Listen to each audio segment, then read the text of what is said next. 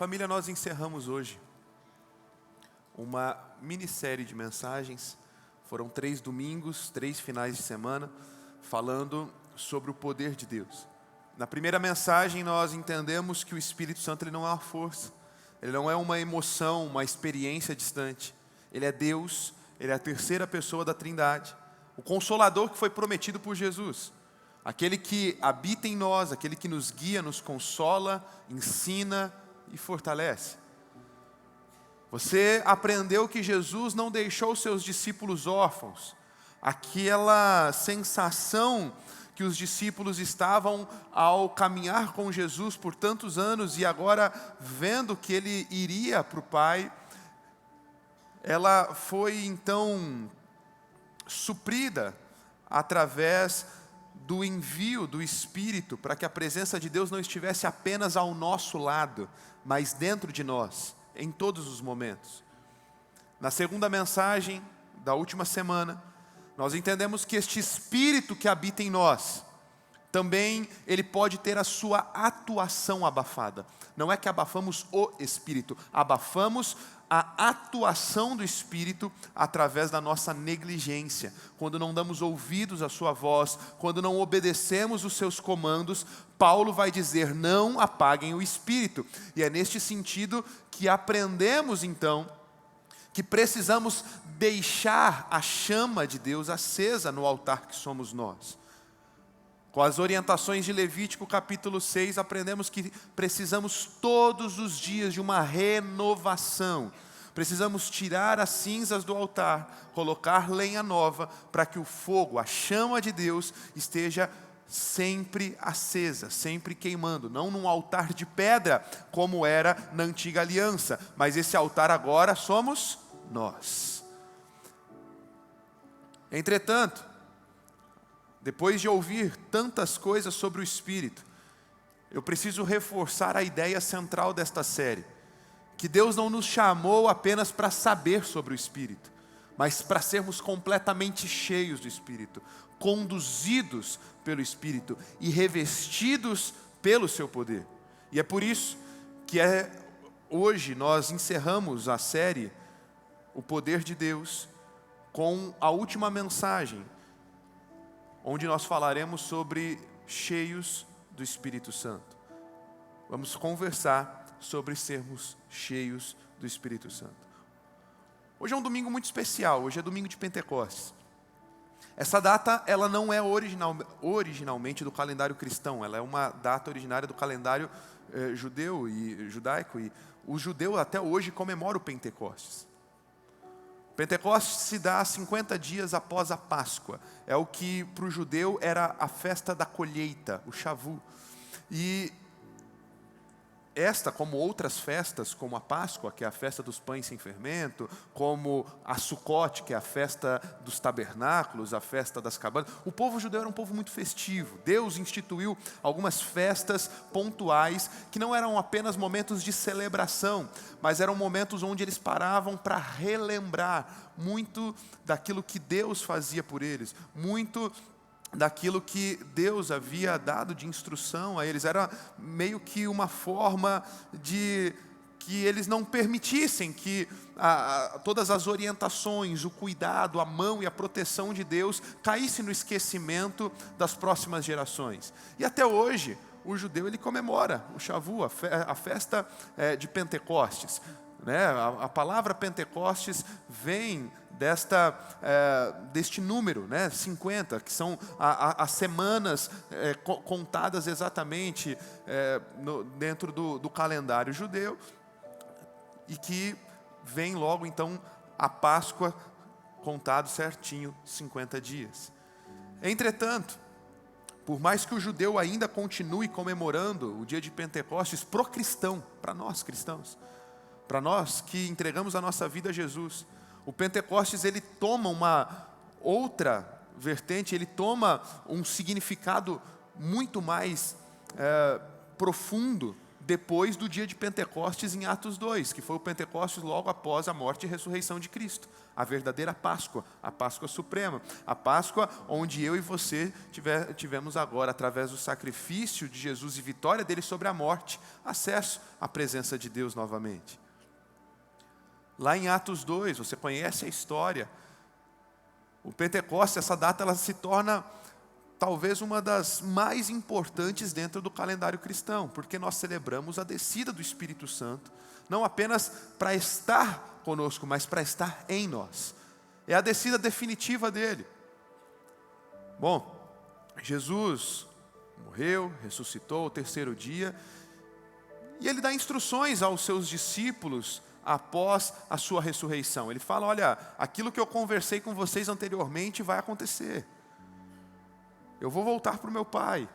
O meu tempo, a minha estadia, a minha missão aqui na terra foi concluída. E eu preciso voltar ao Pai. E aquilo que eu conversei com vocês antes ainda da minha morte, vai acontecer. Vocês deverão ficar aguardando a promessa deste Consolador, porque eu vou rogar ao Pai, Ele vai enviar o Consolador, o Espírito Santo vai vir, vocês não vão ficar órfãos, mas vocês precisam perseverar. E Jesus dá uma instrução, há muito a ser feito. Jesus ele levanta todo um colegiado apostólico, Jesus ele levanta os discípulos para continuarem a sua missão, para continuarem anunciando do reino de Deus, para continuarem operando milagres, operando maravilhas, mas ele fala assim, olha, vocês não podem fazer isso de qualquer forma, vocês precisam que esta presença contínua do Deus Espírito esteja com vocês, então fiquem em Jerusalém, não acelerem os passos. Esta mensagem que eu anunciei a vocês do meu Pai precisa ser espalhada por toda a terra, mas não é agora, fiquem em Jerusalém. Esta é a base de vocês por alguns dias. Permaneçam orando, permaneçam clamando, permaneçam neste ambiente, até que vocês saibam que do alto receberão poder. O Espírito vai vir sobre vocês. Os discípulos então eles obedecem. Quando Jesus dá esse discurso, pouco antes de subir aos céus, mais ou menos 500 discípulos estavam ouvindo essa instrução. Sim, não eram só os 12 apóstolos. Você lembra que os 12 apóstolos andavam mais próximos a Jesus. Mas Jesus ele tinha 70, que ele tinha enviado de 2 em 2. E esses 70 de 2 em 2 foram pregando, anunciando, operando milagres, maravilhas, e novos discípulos foram se convencendo da verdade. Quando Jesus ele ressuscita em glória e ele aparece a alguns discípulos, a notícia corre. Eu fico imaginando Cleopas e seu amigo lá, que estavam a caminho de Emaús, lembra que já vemos encenado isso várias vezes aqui no Alto de Páscoa, eles voltam. Eles estavam indo para Emaús. Quando o Senhor aparece para eles, eles entendem a profundidade do que estava acontecendo, eles voltam para Jerusalém. E eles querem estar agora com os discípulos. Eu fico imaginando todos agora, estes 500, recebendo a instrução de Jesus. Então Jesus ele sobe aos céus, e eles vão então para o cenáculo, eles vão orar, e eles vão ficar buscando dentro da instrução que haviam recebido. Jesus quando morre, ele fica 40 dias ainda aqui na terra. Se são 50 até Pentecostes, eles ficam por 10 dias perseverando. 10 dias perseverando, orando, buscando. Mas como tudo na vida cristã, exige perseverança. E como vemos em muitos cenários, pessoas que têm uma promessa, mas desistem da promessa facilmente. Depois de 10 dias, só 120 estavam no cenáculo. Os outros, por algum motivo, acharam que a promessa não chegaria. Talvez oraram um dia, talvez oraram 2 dias, 3 dias. Cadê? Eu acho que Jesus estava equivocado. Eu acho que Jesus se enganou. Eu acho que agora nós estamos órfãos mesmo. Será que precisamos ficar aqui mais tempo? E começam. E é sempre assim. Porque a totalidade da promessa só se vive por quem persevera. Por quem vai até o fim. Mas, chegado o dia de Pentecostes, 50 dias após a Páscoa, a Bíblia diz que estavam lá, 120, reunidos, no mesmo lugar. Então eles estão orando e a Bíblia fala que de repente, porque é assim com quem persevera, é assim com quem não desiste, é assim com quem tem sede, é assim com quem quer mais de Deus. De repente, despretensiosamente, em um domingo onde você talvez não estava com tanta expectativa, em mais uma reunião que você estava simplesmente perseverando naquilo que Deus te mandou perseverar, o de repente de Deus te encontra. E a Bíblia diz que veio do céu um som, como se fosse de um vento. E ele enche toda a casa, então são vistas sobre cada um deles, não fogo, mas línguas como de fogo. E você já ouviu na última semana que esta é uma representação incrível do fogo de Deus que não cai mais sobre um altar de pedra, mas sobre os discípulos, sobre aqueles que creem. Então, a Bíblia diz que neste momento, uma manifestação sobrenatural começa a ocorrer. Eles começam a falar em outras línguas conforme o Espírito os capacitava. E existem várias manifestações das linguagens sobrenaturais de Deus. Isso aqui é um papo para outro momento. Mas neste episódio especificamente, não era a operação do dom de línguas que nós cremos.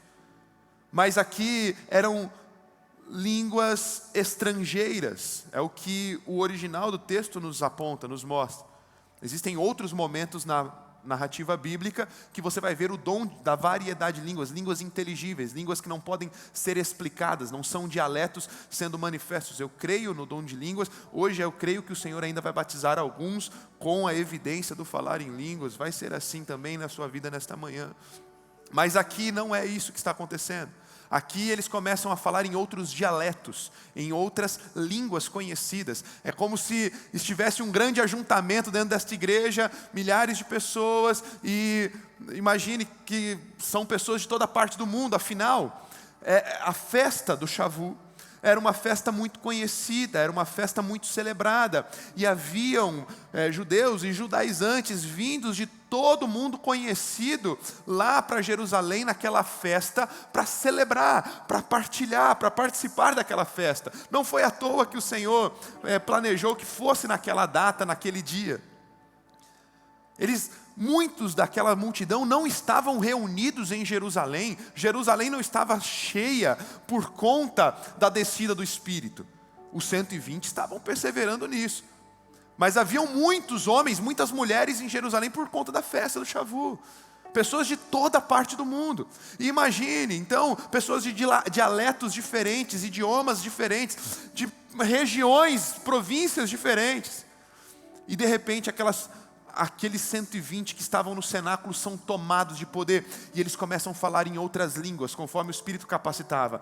Então imagine só um estrangeiro de uma cidade muito distante, de uma província muito distante, que tinha o seu dialeto próprio, que tinha a sua forma de comunicação própria. De repente ele começa a ouvir a mensagem na sua própria língua. Ele fala: eu não estou entendendo o que está acontecendo. Só que o outro já não entendia, porque o outro já falava outro idioma. E começa aquilo que parecia ser uma confusão de outras línguas, mas na verdade de confusão não tinha nada, porque o próprio Espírito estava direcionando a cada ouvinte para que estes entendessem a mensagem do Evangelho, a mensagem deste Jesus que veio em carne, morreu, mas ressuscitou e venceu a morte para nos dar livre acesso ao Pai.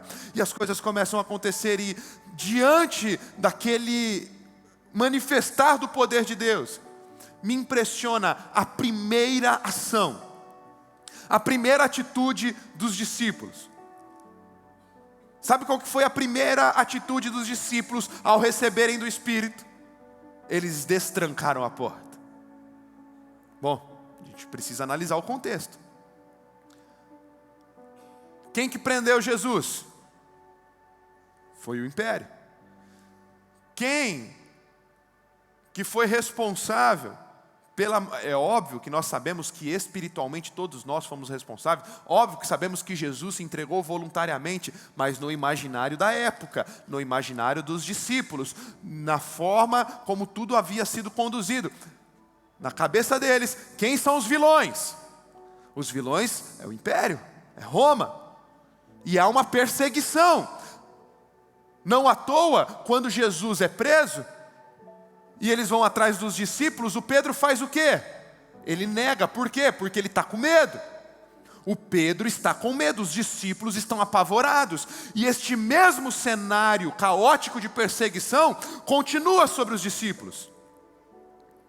E é por isso que a Bíblia diz que eles estão dentro do cenáculo a portas trancadas. Medo. Medo.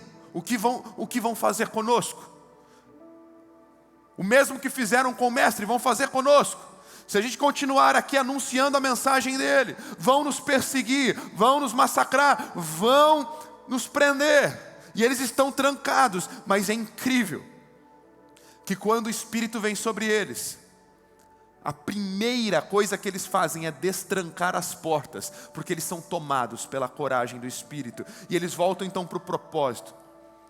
Perceba que já desde este início eu já estou te mostrando que esta descida do Espírito Santo, que as manifestações do poder do Espírito, nada tem a ver com apenas o meu bem-estar, eu me sentir amado, abraçado, eu então ter as minhas próprias experiências sobrenaturais e elas terem um fim em si mesmas. Nada tem a ver com simplesmente um arrepio, um comichão gospel dentro do culto que eu escolhi participar. Perceba que tudo o que nós vamos conversar hoje sobre o enchimento do Espírito, a descida do Espírito e o Espírito em nós tem a ver com o cumprimento de propósitos. Tem a ver com a missão que nos foi dada como igreja. Porque quando eles são cheios, tomados pelo Espírito, a primeira coisa que eles fazem é abrir as portas, destrancar as portas. O medo não domina mais. E agora eles começam então a anunciar, e aquilo que parecia bagunça então começa a incomodar algumas pessoas. Ao passo que alguns entendiam no seu próprio idioma, o outro que tinha um idioma diferente não entendia o que o outro estava falando, e aquilo parecia até uma bagunça. E alguns ousam levantar e falar assim: esse povo está bêbado, logo pela manhã. Não estão falando nada com nada. E é nesse momento que Pedro então se levanta com muita ousadia e ele diz: olha, não tem ninguém bêbado aqui não, mas eu quero explicar para vocês o que está acontecendo. E Pedro então ele volta para a palavra. Ele volta para a palavra. Olha que significativo que é o Pentecostes para nós. Pentecostes fala sobre um povo que se recusa a ficar trancado dentro de 4 paredes. Pentecostes fala sobre um povo que descobriu e entendeu que o seu chamado não é se tornar um gueto ou um clã gospel, uma igreja voltada para dentro. Olha como que é gostoso nos relacionarmos aqui entre irmãos e então falar como crentes, nos vestir como crentes, cantarmos como crentes, e é isso, é para isso que eu vivo. Pentecostes é sobre um povo que entendeu que tudo que nós vivemos aqui dentro da comunidade é para que as portas sejam destrancadas e a mensagem seja anunciada, para que mais pessoas recebam e possam também terem as suas vidas transformadas pelo poder do Evangelho. Pentecostes é sobre um povo que quando parece louco, porque sim, para o mundo, para os descrentes, a Bíblia diz que a mensagem do Evangelho é loucura, mas é um povo que, como Pedro, quando toma a palavra, se volta para a Bíblia, se volta para as Escrituras, se volta para a palavra. Pedro, ele não respalda as experiências que estavam tendo nos seus próprios achismos, nas suas próprias experiências sobrenaturais, na sua própria autoridade e poder de persuasão. Ele fala: ei, não tem ninguém bêbado, deixa eu explicar pelas Escrituras o que está acontecendo. Pentecostes, um dia como esse, uma manhã como essa, um domingo como esse, além de falar sobre um povo que não se permite ficar trancado nas 4 paredes de uma caixa de concreto, mas entendeu a sua missão de ir Pentecostes também fala sobre um povo que ao ir se volta para a palavra, porque a palavra é a nossa única fonte de fé e prática. A palavra é o que nos dirige em obediência, a palavra é o que nos dirige em verdade, a palavra é o que nos dirige em discernimento. É por isso que num dia como esse, precisamos clamar: Espírito de Deus, me dê mais paixão pelas Escrituras, mais paixão pela palavra, mais paixão por aquilo que o Senhor me deixou como instrução para uma vida em obediência, uma vida em abundância. Pedro se volta para a palavra. E Pedro começa a anunciar aquilo que muitos deles já deveriam saber. Pedro começa a falar, e haviam muitos judeus lá naquele momento, naquele lugar. Quando Pedro vai para as Escrituras, não era nada novo. Então outra instrução linda aqui para nós, outro significado maravilhoso. É o que já falamos na última semana. Pedro está ensinando para aqueles judeus que a letra, por si só, ela mata. Mas quando você pega a palavra de Deus, que é a verdade, com o Espírito que a vivifica, você vive uma vida de poder. Então ele começa a fazer uma exposição clara de toda a história, de toda a narrativa bíblica, até chegar nos dias onde estavam. Então ele anuncia a mensagem do Evangelho, a mensagem restauradora, a mensagem mais importante de todos os tempos. E a Bíblia diz que naquele dia, 3.000 pessoas são salvas. 3.000 pessoas chegam ao conhecimento da verdade. Depois os textos continuam, e numa próxima oportunidade agora são 5, e assim a igreja começa a crescer, assim a igreja começa a avançar. O resultado, rendição. Um povo começa a se render, e é por isso que sempre, em uma data como essa, é excelente que eu e você possamos ser tomados novamente pelo senso de propósito, e sim termos uma renovação das nossas experiências com Deus neste lugar. Esta manhã você vai ter experiências lindas com o Senhor, eu sei disso. Mas é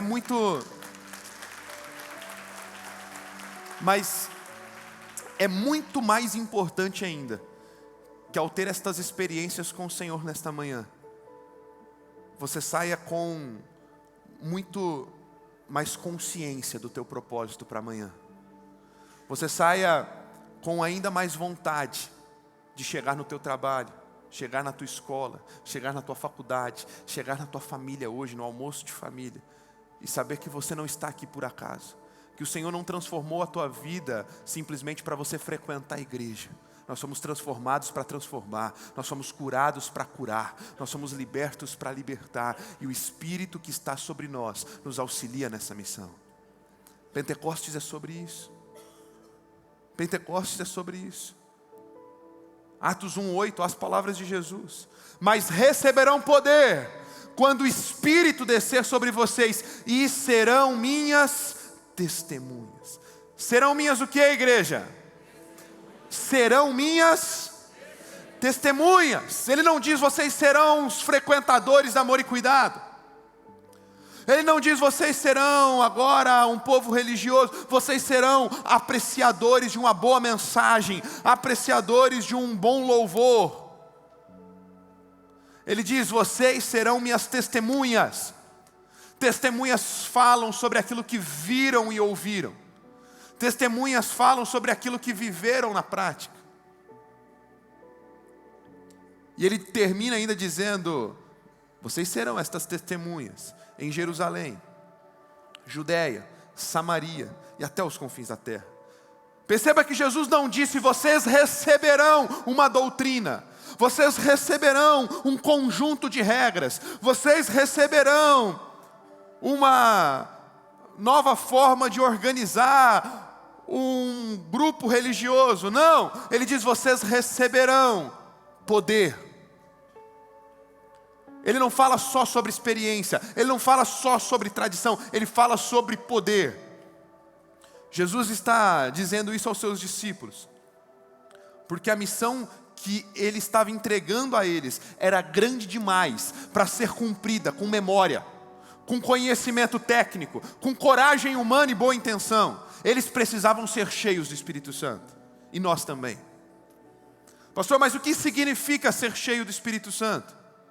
Atos capítulo 1, versículos 4 e 5. Certa ocasião, enquanto comia com eles, deu-lhes esta ordem: não saiam de Jerusalém, mas esperem pela promessa de meu Pai, da qual falei a vocês. Pois João batizou com água, mas dentro de poucos dias vocês serão batizados com o Espírito Santo.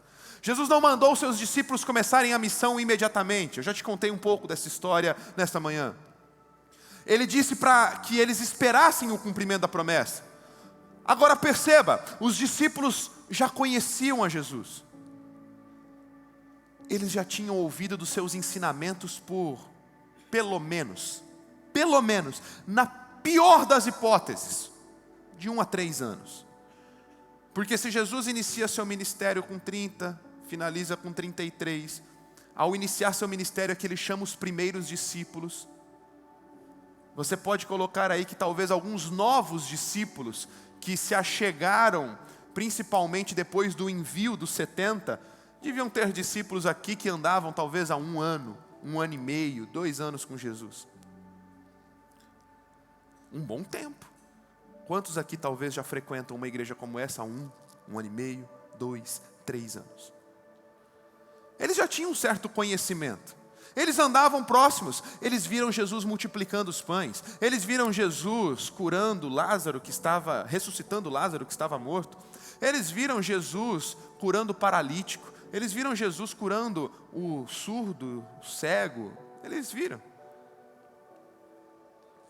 Eles haviam presenciado, inclusive, a morte e testemunharam da sua ressurreição. Eles até participaram um pouco do ministério. Quando lá em Lucas 10, eles foram enviados de 2 em 2 para pregar, curar, expulsar demônios. Eles sabiam o que precisava ser feito. E eles sabiam até como fazer. Não eram incrédulos. Eram pessoas que talvez já até, como muitos aqui, serviram em ministérios, serviram nos encontros, lideraram célula, supervisionaram célula. Na verdade, eles até já tinham um Espírito. Pastor, eu não estou entendendo, como assim? Em João 20, nós vemos Jesus soprando e declarando isso sobre os discípulos. Vamos lá. João, capítulo 20, versículos 19 a 22. Acompanhe comigo a leitura. Ao cair da tarde, daquele primeiro dia da semana, estando os discípulos reunidos, às portas trancadas por medo dos judeus, Jesus entrou, pôs-se no meio deles e disse: paz esteja com vocês. Tendo dito isto, mostrou-lhes as mãos e o lado. Os discípulos alegraram-se quando viram o Senhor. E novamente Jesus disse: paz seja com vocês. E assim como o Pai me enviou, eu os envio. E com isso soprou sobre eles e disse: recebam o Espírito Santo. Eu te pergunto, João capítulo 20, vem antes de Atos 2. Não era acontecido ainda o Pentecostes, o que eu acabei de contar para vocês há pouco. Mas em João 20, Jesus disse: recebam o Espírito Santo. Eu te pergunto, se Jesus disse: recebam o Espírito Santo, eles receberam ou não? Se Jesus falou, eles receberam. Então, se eles receberam o Espírito Santo, o que eles estavam aguardando no Atos 2? Era a figurinha repetida? Não. Deixa eu te explicar um pouquinho melhor sobre isso. Se eles já haviam recebido o Espírito Santo, por que em Atos 1, Jesus fala: esperem, vocês precisam receber poder. Esperem para ser batizados. Bom, não só nestes exemplos, mas em inúmeros outros da palavra de Deus, eu percebo que há uma distinção clara entre selo e batismo. Diga comigo selo, diga comigo batismo. O selo do Espírito, ele acontece no momento da tua conversão. Efésios 1, 13 e 14. Vamos ver o que diz Efésios? Acompanhe comigo a leitura. Quando vocês ouviram e creram na palavra da verdade, o evangelho que os salvou, vocês foram selados em Cristo com o Espírito Santo da promessa. que é a garantia da nossa herança até a redenção daqueles que pertencem a Deus para louvor da sua glória. Quando alguém se converte, este é selado com o Espírito. Quando você entregou a sua vida a Jesus, quando você reconheceu a Jesus como teu único e suficiente Salvador, a Bíblia diz que o Espírito selou você. Este selo é o penhor, é a garantia de que somos dele. E quando na primeira mensagem desta série falamos sobre o Deus que habita em nós, é sobre isso que nós estamos conversando, é sobre isso que nós estamos falando. Um Deus que está em nós, que nos convence do pecado, da justiça, do juízo. Um Deus que nos direciona em toda a verdade e que nos selou, está em nós. Este é o selo do Espírito, é o que os discípulos recebem em João capítulo 20. Entretanto, quando eu olho para a Bíblia, eu percebo que mesmo Jesus tendo soprado sobre eles o Espírito, eles não puderam dar continuidade à missão, ao ministério de Cristo, porque eles precisavam ser cheios, serem batizados do Espírito Santo de Deus, que é outra dimensão de graça. É o que alguns chamam de uma segunda bênção. Batismo, no grego, é submergir, mergulhar. É ser totalmente possuído, controlado, governado. O batismo no Espírito Santo é justamente este revestimento de poder prometido por Jesus. O batismo no Espírito é a promessa de Jesus para revestir os discípulos de um poder que vai além das capacidades humanas deles. O selo nos diz que somos dele, e o selo nos faz entender que agora somos morada e habitação permanente dele. Este selo, ele acontece uma só vez no momento da tua conversão. É uma experiência única. É uma experiência única. Ele não fica entrando e saindo de você toda hora. Não é assim. Vim para a igreja, entreguei minha vida a Jesus, Ele me selou, briguei com a minha esposa, pronto, Ele saiu de mim. Não existe isso. É uma experiência única, é o selo. Mas depois do selo, este mesmo Espírito, ele tem algo a mais. Ele tem algo que nos leva para uma nova dimensão de graça. Ele nos leva para um novo nível na nossa vida cristã. Ele tem um batismo. Um batismo que não é só um selo, não é só, olha, eu sou dele, olha, ele habita em mim. Mas o batismo fala sobre poder. Poder para quê? Atos 1:8. Poder para serem minhas testemunhas. Poder é para testemunhar, poder é para executar a missão. Poder é para aqueles que não são salvos e satisfeitos. Olha, fui salvo, então está tudo bem para mim. Eu venho aqui todo domingo agora, eu devolvo meu dízimo, eu canto belas músicas ao Senhor, eu ouço uma boa mensagem, para mim está tudo certo. Não, você não foi criado para isso.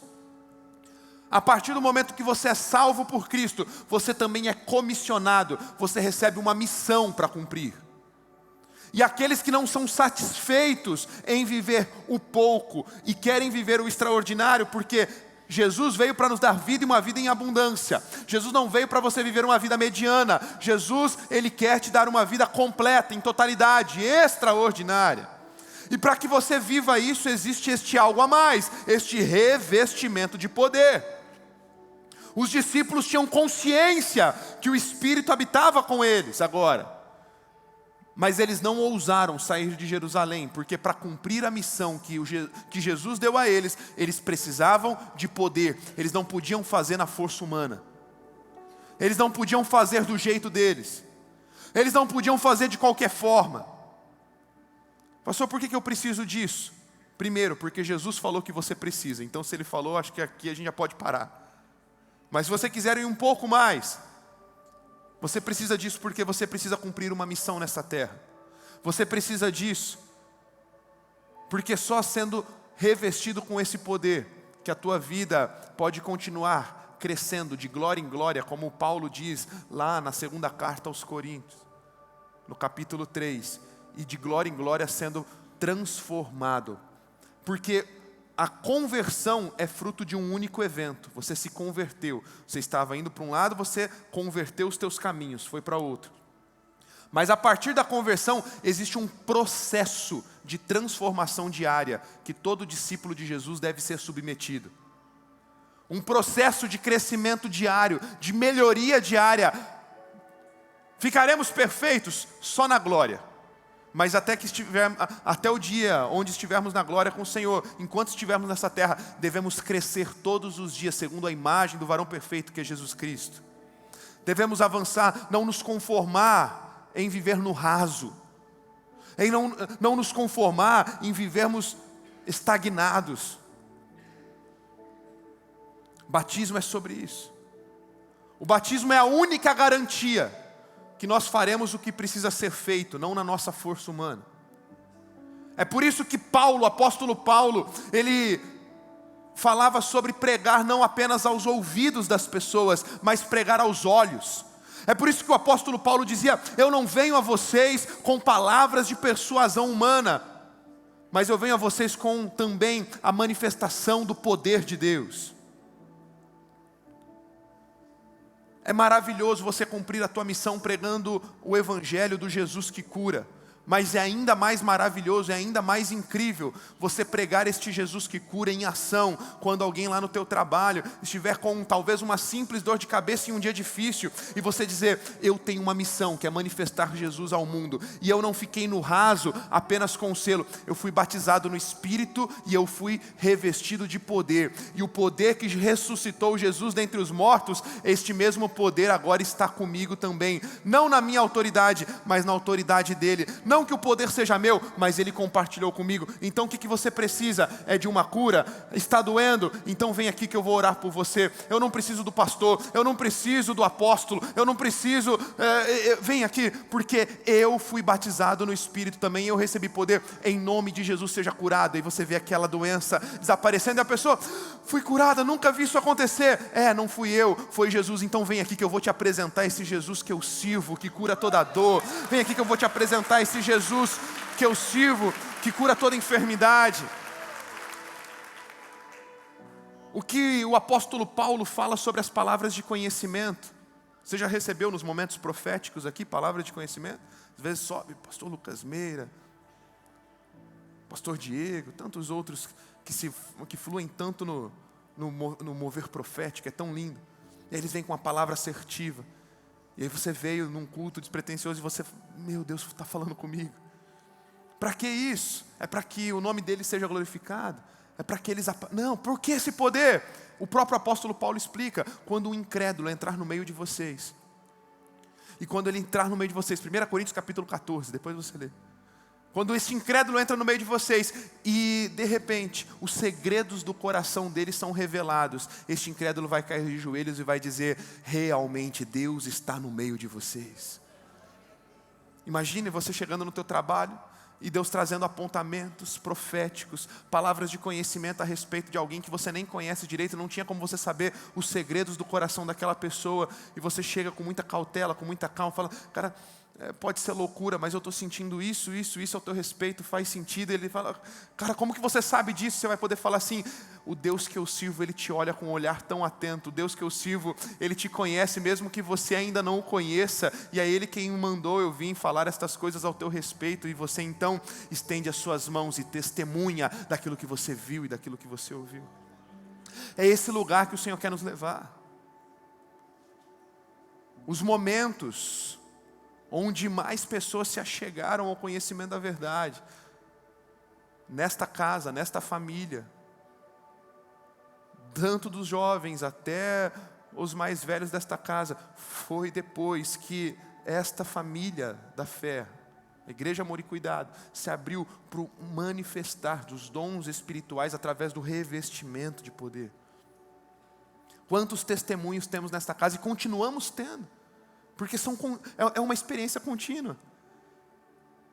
Nós temos dito aos nossos jovens, eu não sei se você sabe, mas os nossos jovens têm feito células, têm feito pequenos grupos dentro das universidades, dentro das salas de aula, no ensino médio, e são incríveis os testemunhos de professores sendo curados, de amigos da sala de aula sendo curados instantaneamente no intervalo.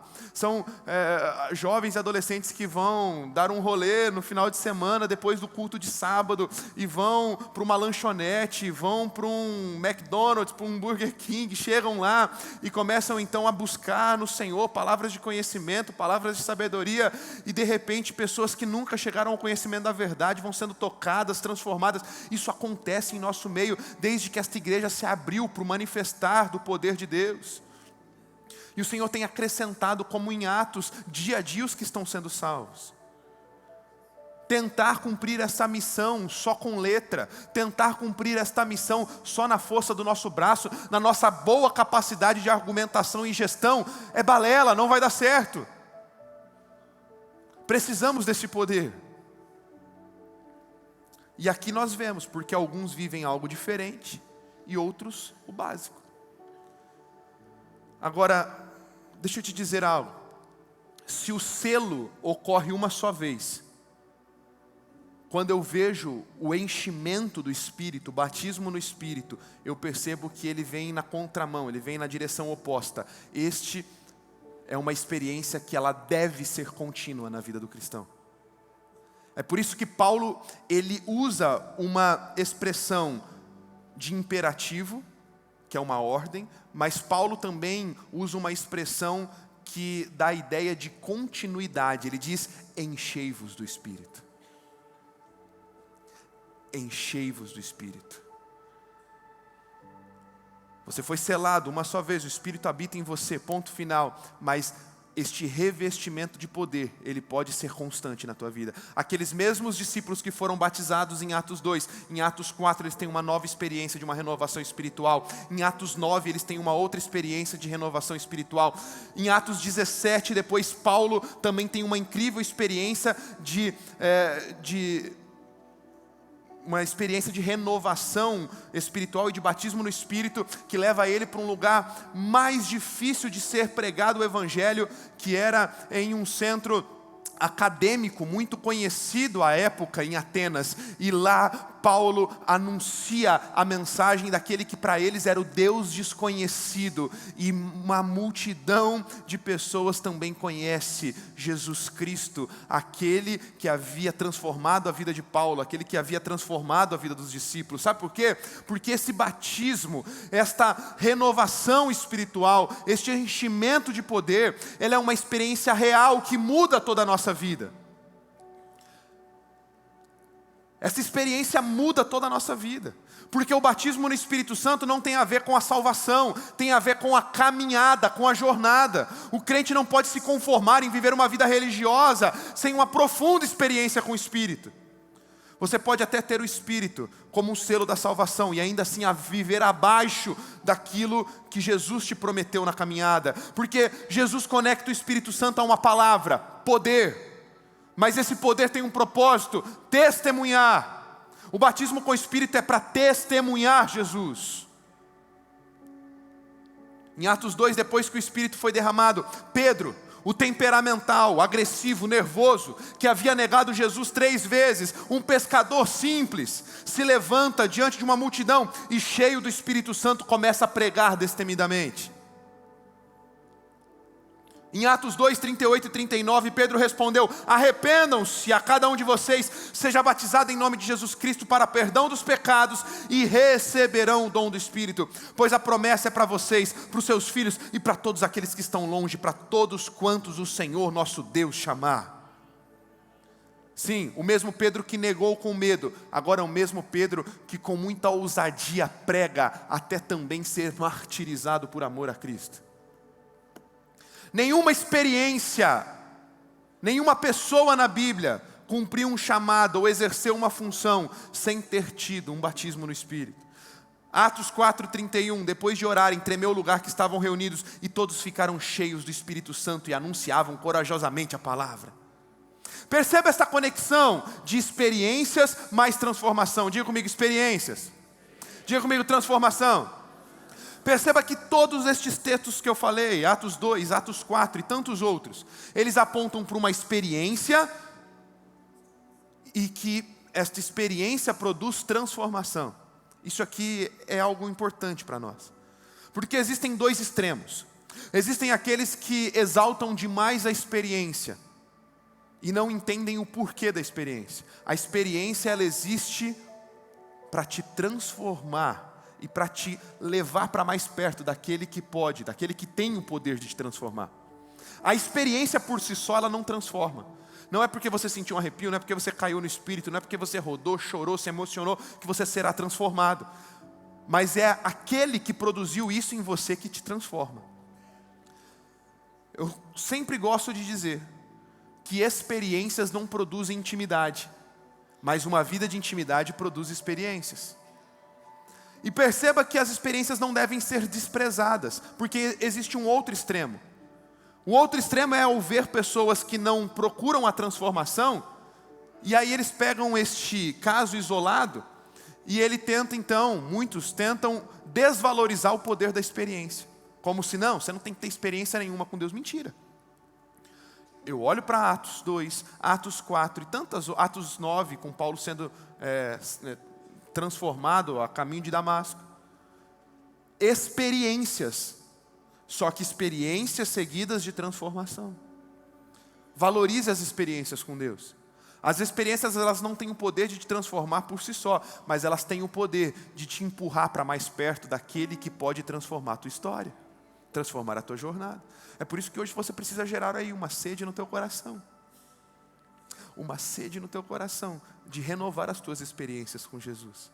De renovar as tuas experiências com o Espírito Santo. Não despreze as experiências, mas também não use elas como uma régua única. A vida do cristão não é para ser vivida na força humana ou na força da disciplina humana. A vida do cristão é para ser vivida na plenitude do Espírito Santo de Deus. Se você quer uma transformação diária, se você quer um crescimento diário, se você quer viver continuamente tudo aquilo que Ele tem para você, você precisa ser batizado com o Espírito Santo. Tá bom, pastor, estou convencido. Mas e aí, é para todo mundo? Será que esse poder não é para a missão? Mas aí quem cumpre a missão é você que está no púlpito pregando para uma multidão de pessoas todo final de semana. Não. Eu quero afirmar para você, para terminarmos essa mensagem, todos podem receber. O batismo no Espírito Santo é para todos. Ele não é um privilégio de alguns na igreja. É para todos aqueles que já receberam Jesus no seu coração. O próprio Pedro diz em Atos 2,39, pois a promessa é para vocês, para os seus filhos e para todos os que estão longe, para todos quantos o Senhor, o nosso Deus, chamar. Sabe de quem Pedro estava falando? De você. Pedro estava falando sobre você. Nem todos perseveraram em oração na presença. Nem todos buscaram com sinceridade no meio da jornada. Mas só aqueles que foram até o fim receberam desta plenitude. Em Atos 2, quando o Espírito vem sobre os discípulos, teve vento, teve fogo, teve presença, mas eles não fabricaram vento, eles não produziram fogo, eles não manipularam a presença. Eles simplesmente estavam perseverantes, fazendo o que Jesus mandou fazer. Porque o batismo no Espírito Santo não é uma conquista para os espiritualmente especiais. É uma promessa para todos aqueles que são filhos de Deus. Tem filho de Deus aqui nessa manhã? Pastor, então por que tem uns que recebem e outros não?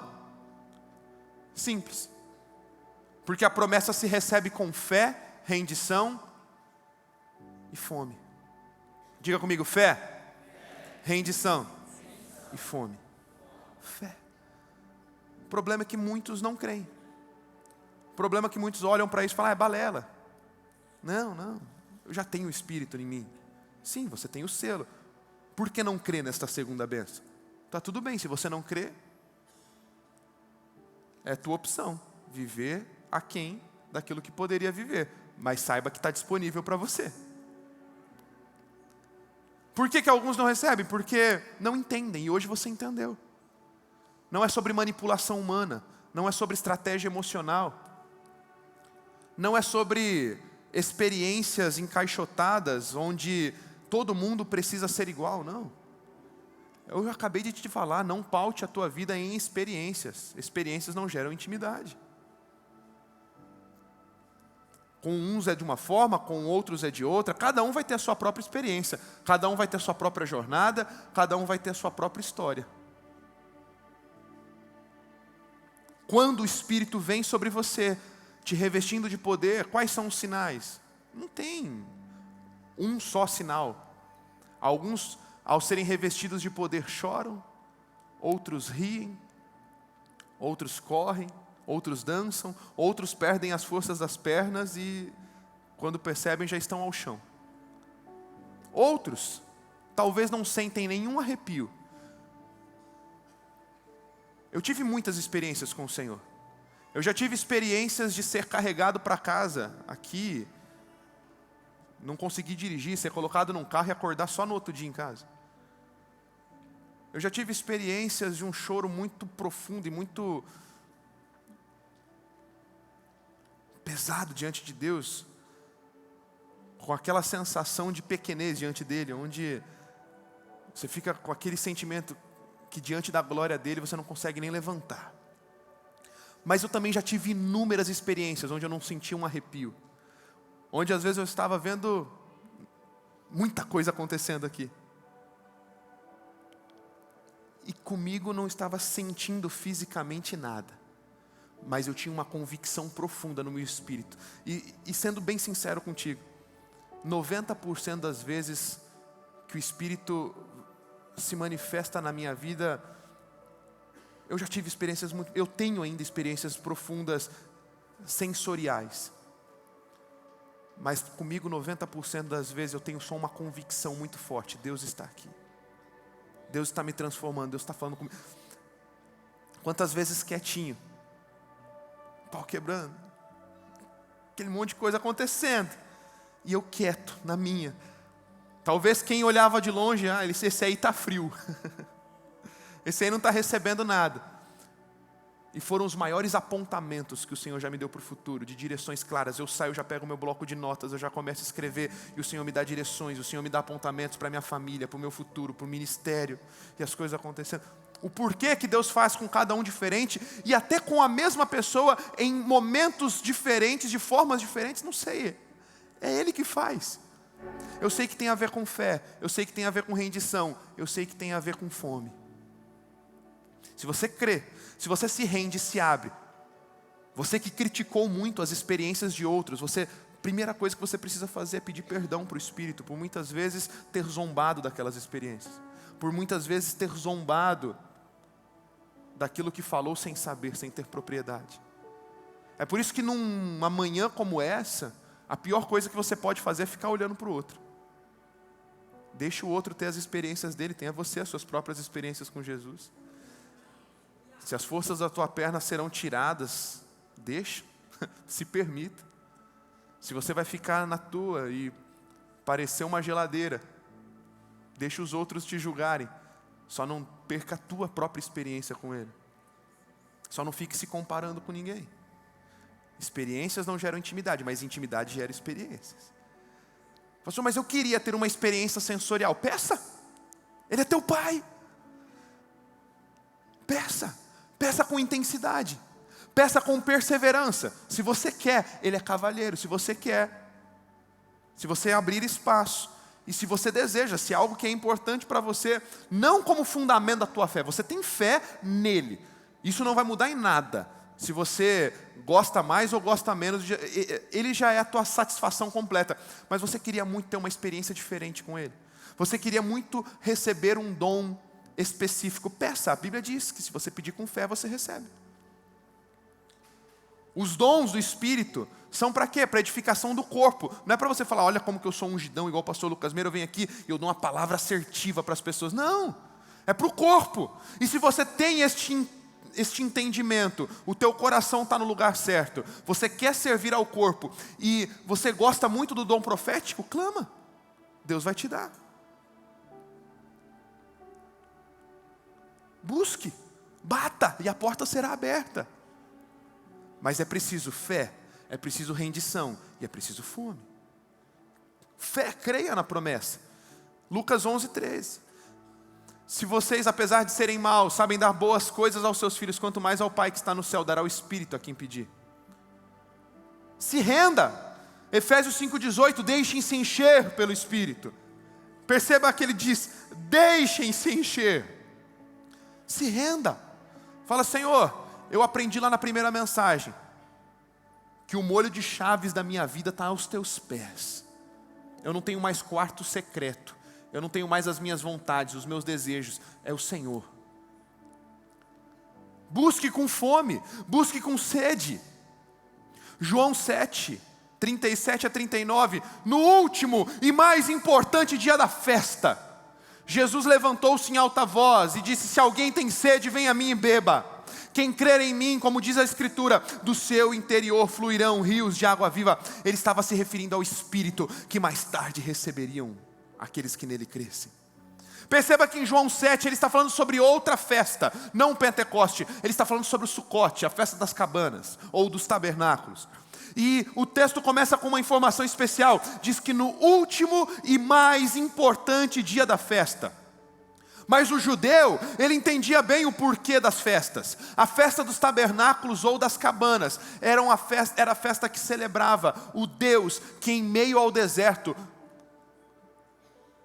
deu provisão de água para o povo. Você consegue entender isso? Hoje a gente lê, porque aquele que crê em mim, do seu interior fluirão rios de água viva. Para nós é uma informação aleatória, mas para o judeu, celebrando o último dia da festa do Sucote, a festa dos tabernáculos, onde eles louvavam a Deus pelo sustento em meio ao deserto, pelo um Deus que fez jorrar água em meio ao deserto. Agora, neste último dia, Jesus se levanta e fala assim, vocês sabem o que vocês estão celebrando? Foi o sustento no deserto, foi a água no deserto. Bom, então eu vim falar para vocês que eu sou esta água viva que sustentou o povo em meio ao deserto. E aquele que crê em mim, do seu interior fluirão rios de águas vivas. E aí ele está falando no final do texto, e Jesus se referia ao que eles receberiam do Espírito. É este poder que agora habita em você, é este poder que te reveste, é esse poder que do teu interior deve fluir como águas vivas. E como água parada não gera vida, só gera morte.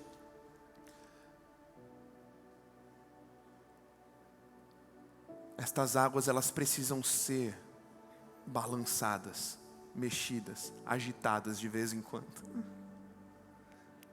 É por isso que Paulo diz, enchei-vos do Espírito Santo. Porque você tem que receber por fé.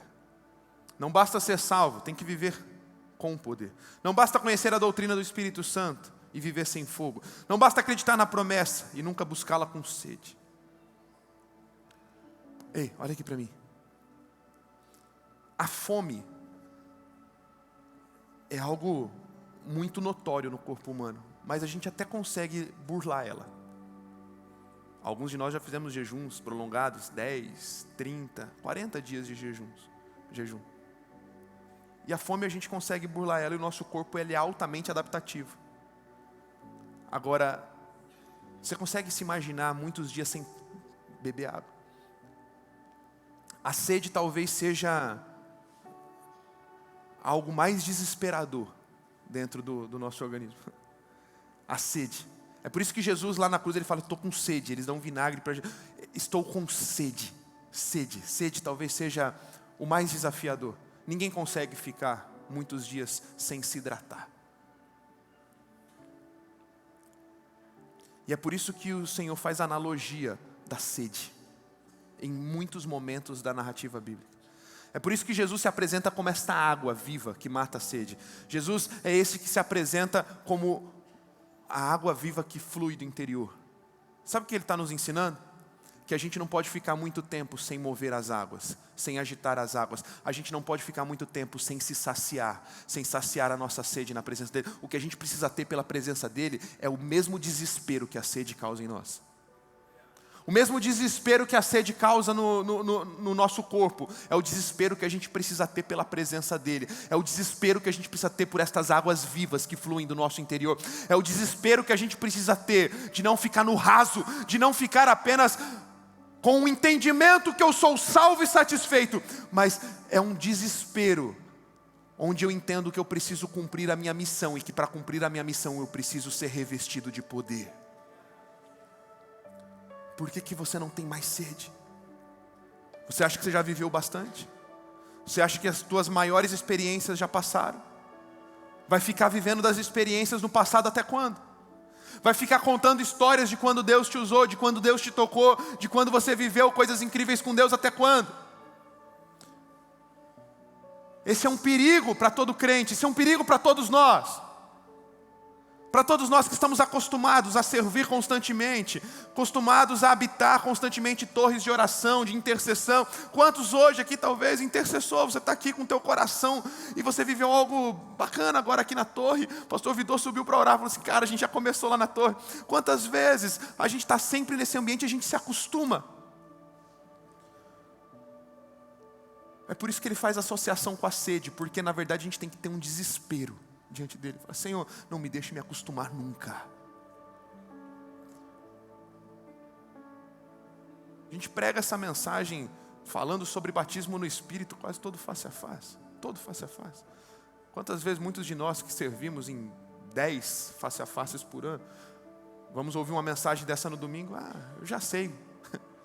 Eu sei como funciona. Eu não sou mais novo convertido, eu já ouvi, cadê o desespero? Cadê a sede pela presença? Cadê a sede por uma renovação espiritual? Ao dizer, Senhor, tá bom, eu já vivi muita coisa, mas eu me recuso a sair daqui nessa manhã sem ter uma renovação espiritual. Eu me recuso a sair daqui essa manhã sem ter um novo revestimento de poder. As águas da minha vida estavam muito paradas. Agita as águas paradas. Agita. De vez em quando a gente precisa agitar as águas paradas, porque é só água em movimento que gera vida. Vida em abundância.